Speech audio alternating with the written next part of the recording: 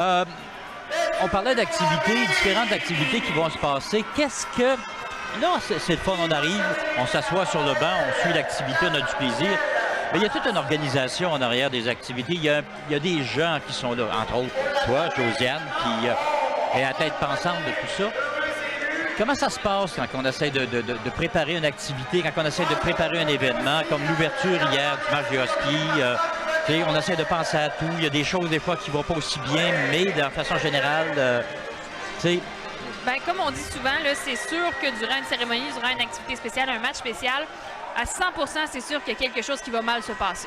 Ça, on a la certitude. Maintenant, on ne sait pas c'est quoi. Tout ce qu'on peut faire, c'est d'éliminer le plus de possibilités possibles. C'est des grosses organisations, c'est de penser à tout. Ça va du texte de ce que l'annonceur maison va dire à quand la fille va embarquer sur la glace, quelle danse qu'il va faire, qui va embarquer où, quand, qui parle, qui fait quoi. C'est de jumeler le vidéo avec le son, avec l'humain en arrière, puis de créer une expérience pour les gens autour de ça. Puis ça, une cérémonie d'ouverture comme celle d'hier, ben c'est pas loin du mois à préparer tout ça. Oui, effectivement, parce que hier, c'était l'ouverture ici. Oui. C'est un événement spécial. Juste un exemple que je vais donner, c'est qu'on a fait un show de boucan en partant. Il fallait prévoir le show de boucan, s'assurer que lors du départ de la première période, le visuel était dégagé pour les joueurs sur la patinoire. Exactement. Donc, 2 jours avant, ce qu'on a fait, c'est qu'on a parti les machines à boucan. Là, je me souviens, j'étais seule assis à la sortie des joueurs en indien là, à 5 h le soir, là, sur l'heure du souper.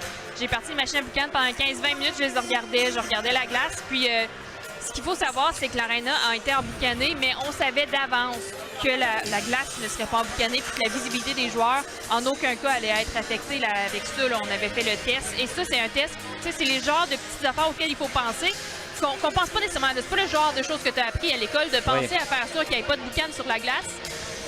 Si la boucane ne part pas magiquement, il faut que les joueurs aient une visibilité, sinon le match est retardé. Puis là, on fait un petit peu dur là, si on retarde le match à cause de la cérémonie d'ouverture.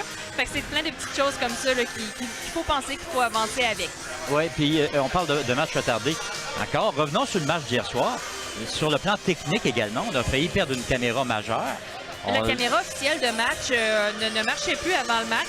Donc encore là, c'est ça, là, on préparait la cérémonie d'ouverture, mais en même temps, est-ce qu'on allait avoir un match? Parce qu'on n'avait pas de caméra officielle. Et ça s'est réglé là, quelques minutes avant la cérémonie. Donc je peux vous dire qu'on avait la broue dans le toupette, mais pas rien qu'un peu. OK. Parce que j'en parle, ça paraît banal ce que je vous dis là.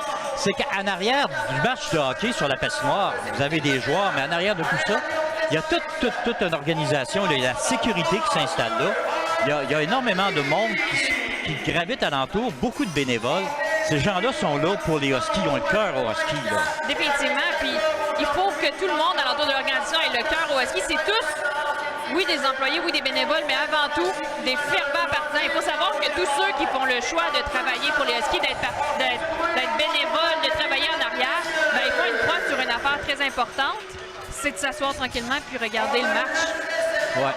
Et tout ça par amour pour l'organisation. Ces gens-là font une croix sur leur passion de regarder un match pendant 60 minutes sans interruption. Parce qu'on s'entend, c'était bénévole. Des bonnes chances que tu aies une interruption à quelque part dans ton 60 minutes de match. Puis des gens comme moi puis Gilles, par exemple, je peux pas vous dire ce qui s'est passé à soir tant que ça sur la glace. J'ai vu des bribes. OK. C'est ça. Plus on s'implique, moins on voit le match. Exactement. Mais on le fait par amour pour l'organisation, puis on adore ça. OK. C'est pas attirant pour les bénévoles, ça, par exemple. Mais vous faites partie de la famille. Oui. Bon, hey, Josiane, encore une fois, merci d'avoir pris le temps de venir jaser avec nous. On va passer à la pause.